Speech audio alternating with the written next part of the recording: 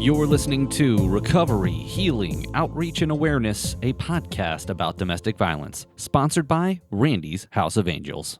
Domestic or intimate partner violence is a complex and silent epidemic that affects millions of people worldwide.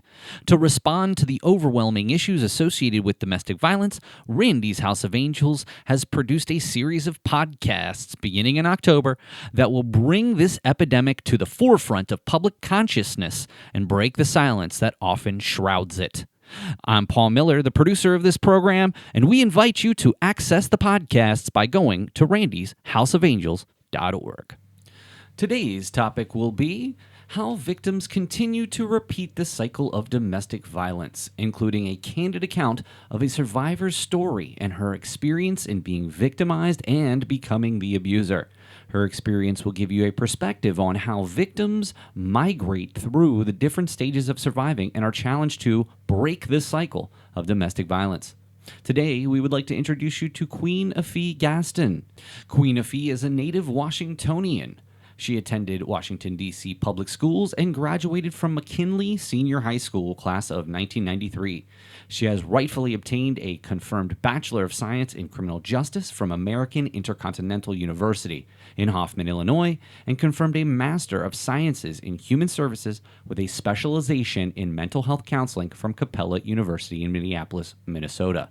She's the founder of the DVWMT, the Domestic Violence Wears Many Tags, a local nonprofit based in Southeast Washington, D.C., serving as an educational and resource center for the helpless victims, abusers, families, and survivors of domestic violence. Queen Afi is an accomplished moderator for community and ministry events, a renowned blogger, and a motivational speaker on social issues of domestic violence and mental health.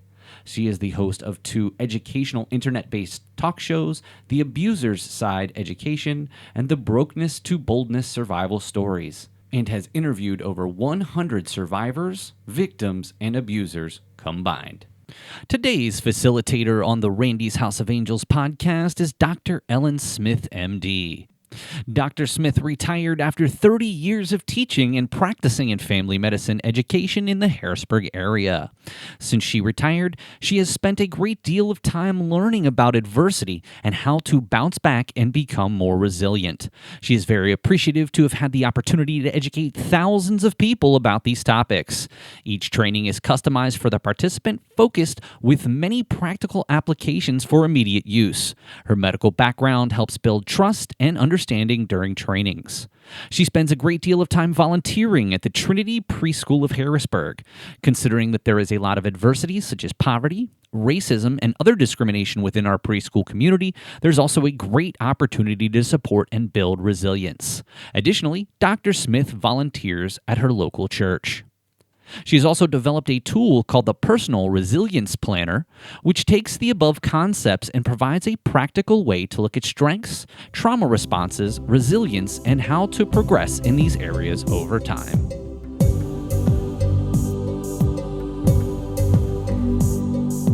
Queen Afi, so good to see you. In the past podcast, we've looked at types of abuse and people having difficulty leaving and conversations with people who've been abused, as well as families who've lost someone to abuse. I'm so excited to hear your story as a victim, survivor, abuser, and now on your journey to healing. I'm hoping that you would tell us a little bit about your story, please. Yes, thank you so much for having me. It's glad to be here with you too. As you stated, I am or was a victim of domestic violence. And that started roughly around 14 or 15 years old, where, of course, we were in young teen dating violent relationships. And those things turned out to be verbal, emotional, and very quickly physically abuse was obscured. So I dealt with that. When my best friend was shot 5 times, that kind of made me put up a wall and say, I would never be the victim of this. And so I put that wall up and I consciously said, look, when I get into relationships, nobody is not going to put their hands on me, no more strangle me, no more hit me with a Timberland boot, no more. I became that person. I became that person that dictated what my victim would do. And I became that person who tracked my victim. I became that person who isolated the psychology of my victim. And, that very quickly turned into physical abuse. Wow. Thank you for your story very much so. You mentioned a couple of ways that you dominated your victims, and it sounds like perhaps in a relationship. Can you talk a little bit more about that? And the reason for this question is that many of our audience members will be abusers, and many of them will be victims, and some of them will be both.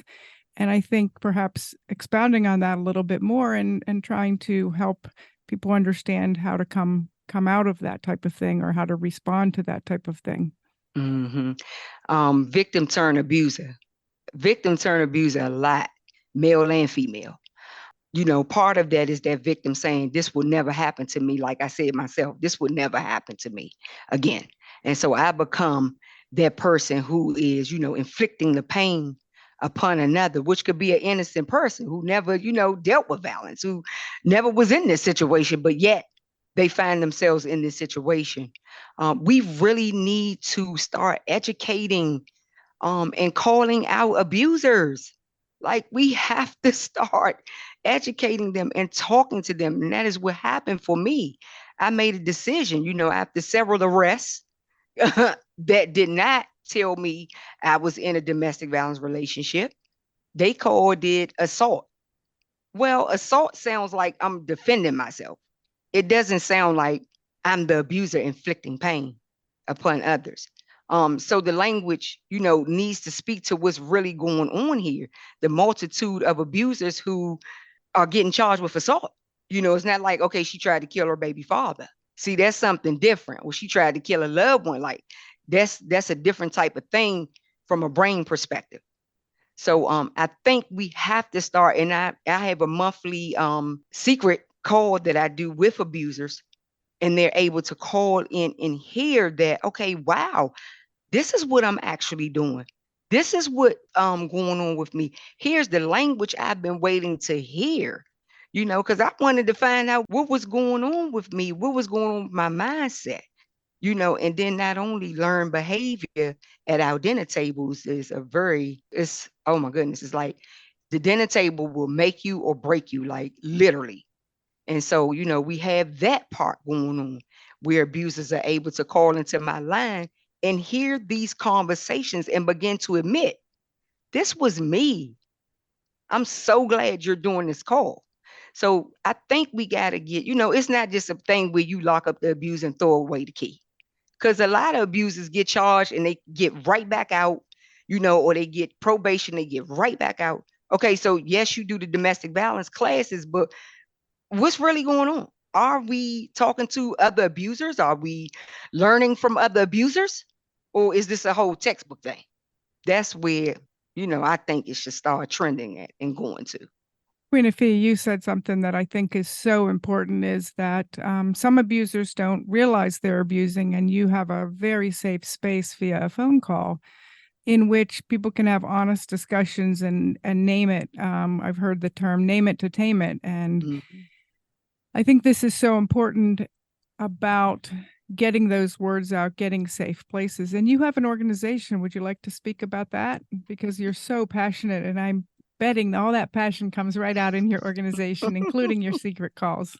Yes, thank you so much. Thank you so much for that. Domestic violence wears many tags. And it does wear many tags. It wears many tags in people, and it also wears many tags from an education perspective. There's that we educate verbal abuse is the number one way that people find themselves in these abusive relationships, and they bypass these red flags, maybe because this was our dinner table conversation, this is how we communicated, and so it's familiar when I get into that intimate partner relationship, and so I'm okay, I know about this, I can do this. And then of course emotional abuse starts to set in. Now it's that dark space, that dark psychological space of what am I in? Like, oh my goodness, that part where you start to say, I can't believe that it turned into this. And then, of course, there's financial abuse, which is a tag that my young people love this tag because they can't believe this tag is real and it exists. And they often tell me, I was paying for love. Like, was I buying love? And we had that amazing conversation about, how if the abusers say you cannot work a job, you cannot work a job. If the abusers say, what's going on with the bank account, you have to pull the bank account up and show what's going on with the bank account. You know, Financial abuse is real. And this is a tag that can show up without physical abuse. We have so many women and men who find their bank accounts on zero, and these are six-figure, people. It's a tag that we don't talk about, and we link it to identity theft. And then of course there's sexual abuse at our dinner tables where we don't talk about the good touch and bad touch with our young people at our dinner tables. They call their body parts poo poo pee pee wah wah wah nee nee na na na, everything but what the body part actually is, which is what we need our young people to know. And I made physical abuse last because the best abuser don't even put their hands on you.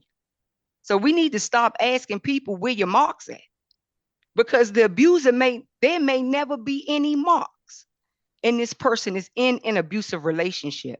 So I'm pushing these tags all over, and on those calls we talk about these tags. Do you often see that people don't think they're being abused if there's not physical abuse or any other scenarios? Yes, ma'am, I often see that a lot. We've gotten into, the movement started out with physical abuse and show me the marks. That the movement did obscure because of that. But I'm telling you today, that is not the case, because there may never be any marks, and people be saying, so you mean there may never be any marks? People, and I said there may never. So verbal abuse and emotional abuse is real. This is why survivors say those two tags right there, I cannot do them. I'm still suffering today. And I've been out of this relationship 5-10 years. And I'm still suffering today from the verbal and emotional abuse. It's verbal and emotional abuse is treacherous. And our young people don't even know how severe those two tags are. And then you have, survivors who have never looked at this perspective the way I pose it to them. And they say, oh my goodness, I thought it was the physical abuse. But now since you saying it like that, Queen, the verbal abuse and the emotional abuse is what's really getting to me and what triggers me. And this is why I yell at my children. And this is why I'm very aggressive with my children. So there are those, different scenarios where I have to bring it to the prefrontal cortex about verbal and emotional abuse being the number tags 1 and 2, the way the abuser will get you and the way the abuser will keep you in the relationship. Thank you so much. That's wonderful. You mentioned the young people that you talk to. Are there any common, oh my goodnesses, or I didn't knows that you hear over and above what you've already mentioned? Yeah, there's a lot of that. When I say that I was the abuser, my young people go crazy because nobody's not saying it at no school, talking about domestic violence and trying to educate our young people. And I'm a woman. And at this time I was 125 pounds, 5'2". And so let me tell you, it has no profile. Stop trying to profile who can be the abuser and who can't, because any one of us can be the victim, turn abuser, any one of us. And so they will pull me to the side and say, I think I know what you're talking about. That was me.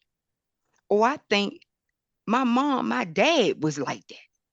Now that you're putting it that way. So my young people come very quickly to the revelation that, this could be me.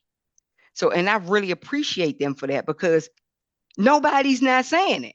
So anytime they hear me say that and want to pull me to the side, we're going to have that conversation. We're going to chime into, those extra questions or concerns that they may have when I talk about the abuser's behavior.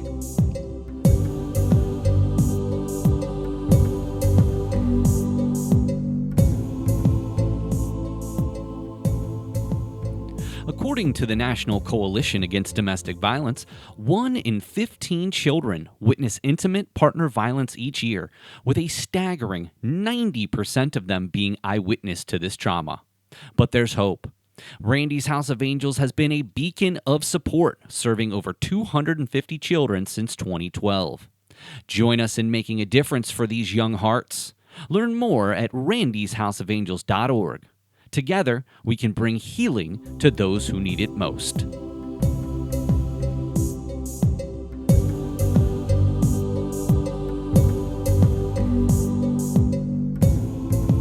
you mentioned this could be me, that abusers go from just doing what they do to recognizing their abusers. And how do you help people, or how do you see people going from being an abuser to no longer being an abuser, to becoming healed and moving on with a healthy life and perhaps healthy relationships? Absolutely. They have to do the same thing victims do. Be ye transformed by the renewing of your mind. Learn the behavior, understand the behavior, ask those questions. Abusers have a lot of why questions too. We need to be answering those why questions for abusers. How did I get here? What happened to me? Queen, you think it started from there?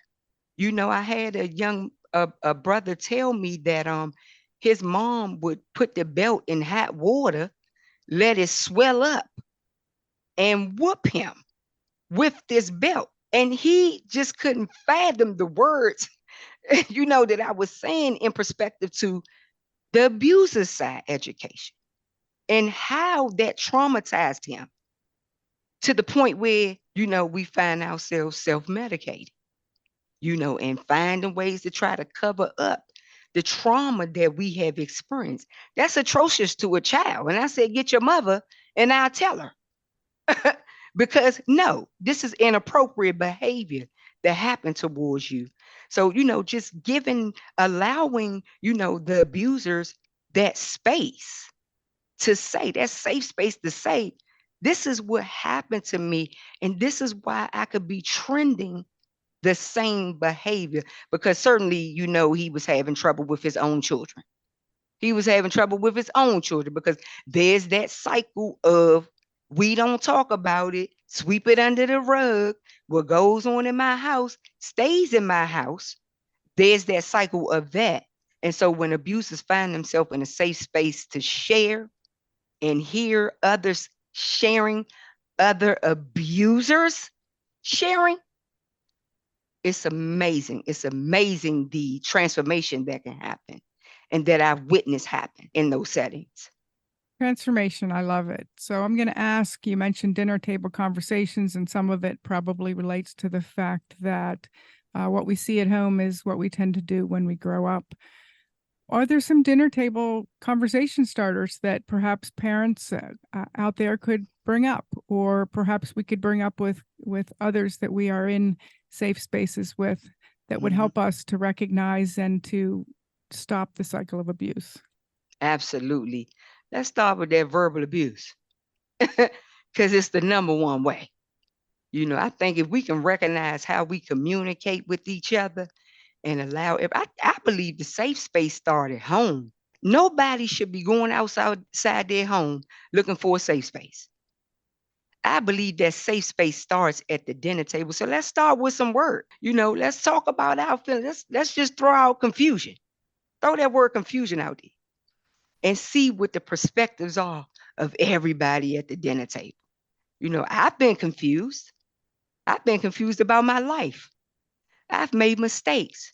I've said things that I had no business saying in confusion because I could not rationalize the trials or the tribulations that I was experiencing. Let's get more transparent at that dinner table. Let's start telling the truth and stop the scandalous behavior that goes on with those words that we try to, tell a child, oh, that's not what you saw. What you think you saw, that's not what you saw.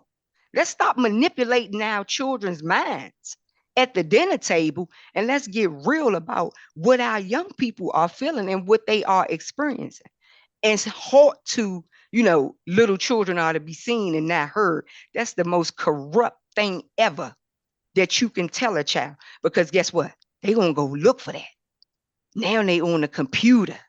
Now they out the house all hours of the night searching for somebody to hear them. To hear them? Come on, you mean to tell me you can't hear what your child is trying to tell you? Words are always a good place to start. And when I get those 100 words, I carry 100 words with me in the school system. When I lay those words out for my young people and we start talking about the words, it becomes this whole amazing thing about the words. And I just recently, I'm gonna share this with you all, and we gonna move on very quickly. I recently was doing a camp with my young people, and I turn the words over and say, pick a word, pick a word. So everybody pick a word. And one of my young babies, she must be about 8. She picked lies. Her word was lies. And she said, "Oh, I lie." I said, "Bless your heart, baby girl. Bless your heart. This is exactly the truth and transparency that we need at our dinner tables." So true, and I just love the idea of words, and that you open up for children and young people to use words. Something that I've seen a lot of is that we minimize a lot of times children or young people's feelings, and sometimes adults will say a child will hit their head and be crying, and you're like, "Oh, don't cry. It Mhm. doesn't hurt." Or they'll say, "I'm sad." "Oh, you're not sad, you're just something."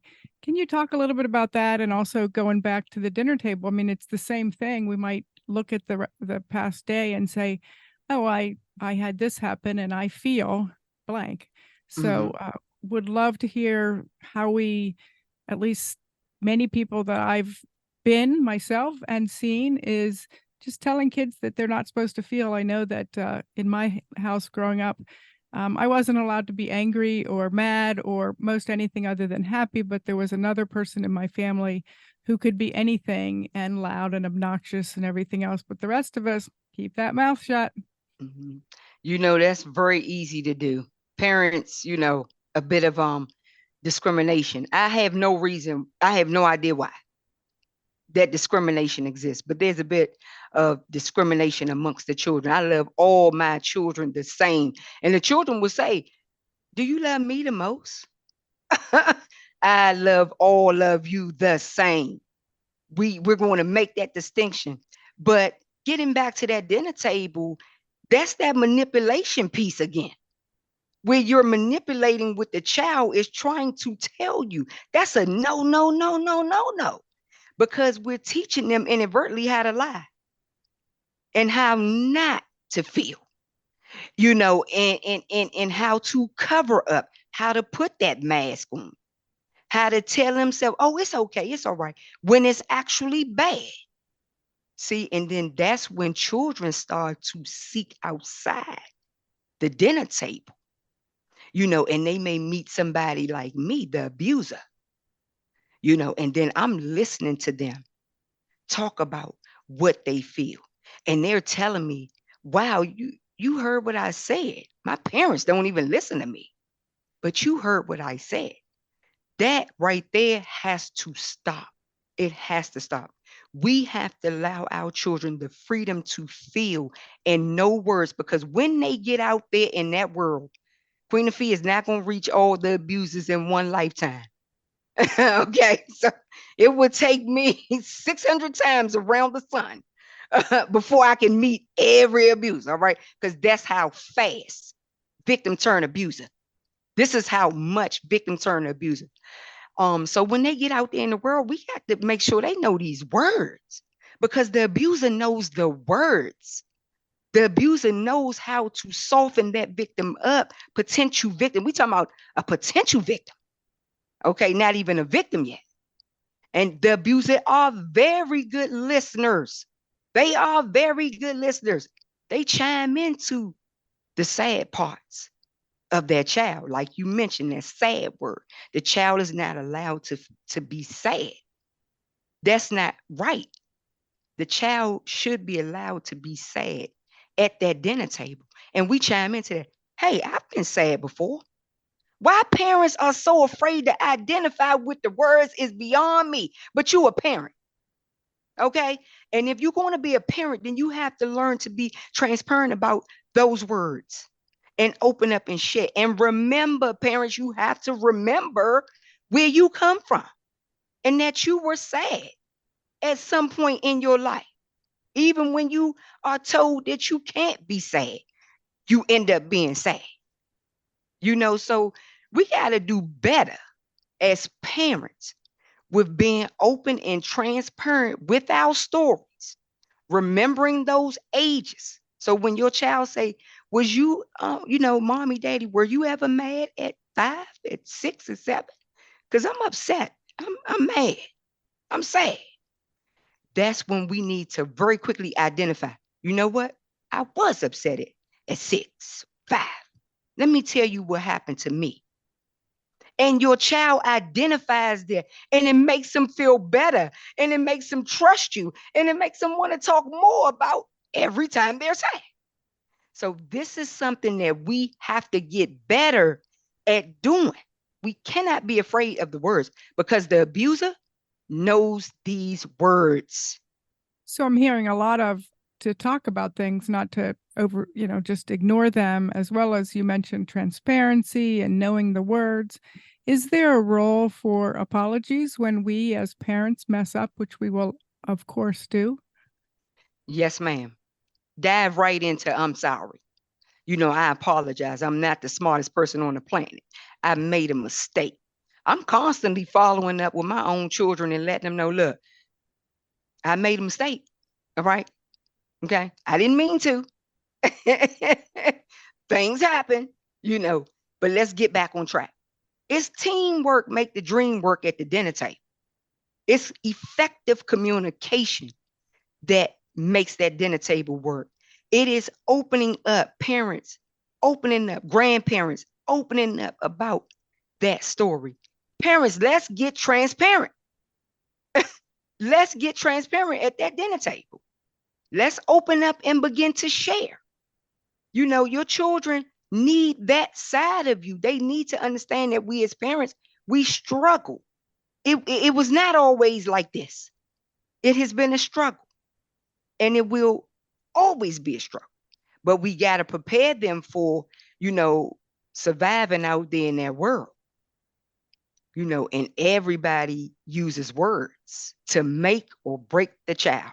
Can you talk a little bit about moving from being a victim to becoming an abuser? It sounds like to some extent you were just so sick and tired of being victimized that you wanted to have a leg up. I definitely got a leg up. I definitely got a leg. I got more than a leg up. Okay. Because I was determined that what happened to my best friend would never happen to me.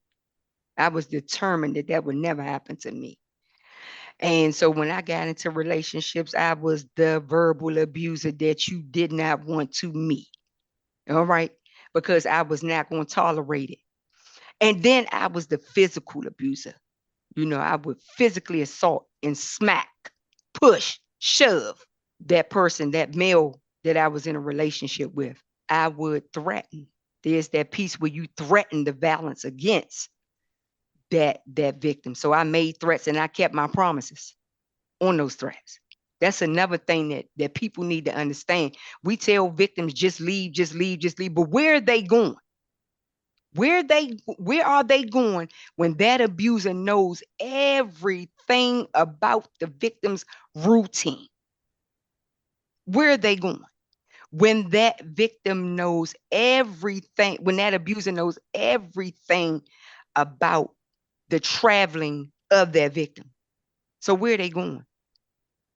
So that's not something we need to tell victims. And when somebody told my victim, you need to leave her alone, stop talking to her. Oh, it was instantly, you're not talking to them. And that could be your mother, your father, your sister, your brother. You're not talking to them because they're interfering in what we have going on. So the abuser is very cunning at the end of the day and knows how to use these words amongst someone who is never thought they would meet me. And I told my sons, I said, sons, look, let me say something to you. You don't want to meet your mother. out there in that world. All right. So let me say something to you. Zero tolerance for verbal abuse, for doing it to people, as well as accepting that as your conversation, because you don't want to meet me.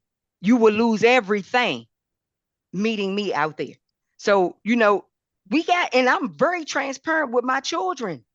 That has been my, my journey. That's my story. I'm sticking to it because it's a huge gap.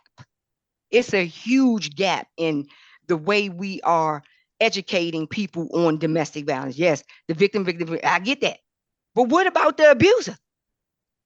Because the abuser is going to go right out and get another victim.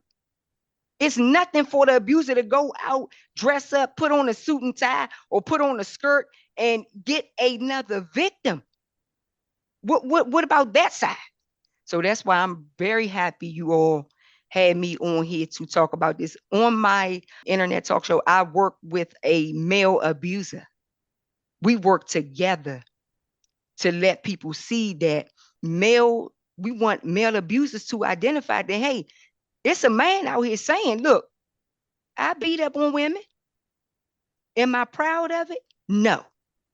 That is why I'm here trying to give this side back out to the world, because it is a huge gap in the way we are educating when it comes to domestic violence.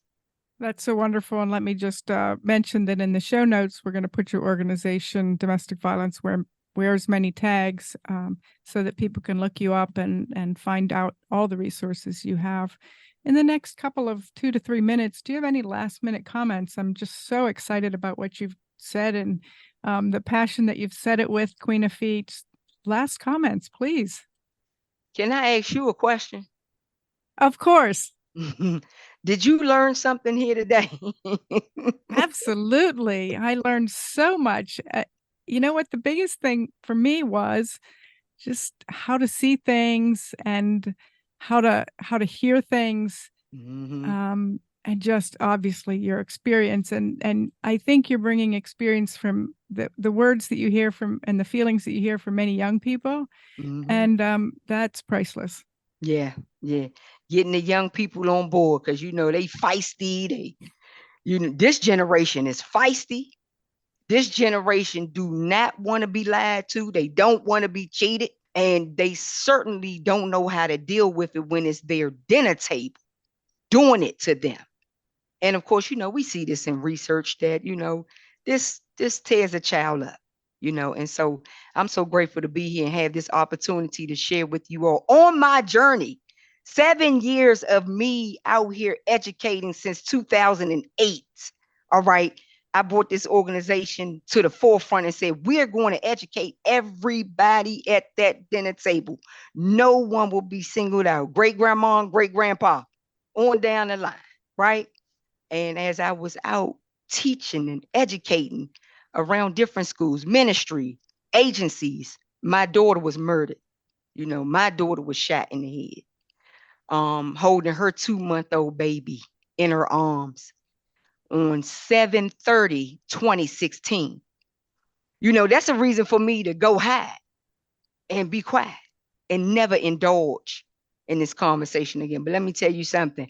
I have not shut up. Do you hear me? I have not shut up. I'm going to continue to speak about this because this is what's going on at our dinner table. I want us to have better dinner tables. I want us to communicate transparently. And I want everybody to say, hey, thank you for that. Thank you for that, because you didn't have to share that with me. You did not have to say that to me. And my daughter encouraged me to have these conversations with her generation. So she was at the schools with me. She was pushing her mom. She wanted her mom to talk to her friends, get them together, mom, because, hey, this conversation that you having, we need to hear it. And so I continue to, in her right, inspire and share and have that transparent space where men and women can reach out, teen boys and girls can reach out and get that safe space that they need. So I really appreciate you all. Thank you so much for letting me share and be a part of the conversation. Thank you, Queen Afi. I'm so excited that many people have learned today, whether it be the young people or the grown-ups, that they can work to make their dining room tables a safer space. Thank you very much. Yes, ma'am. Thank you.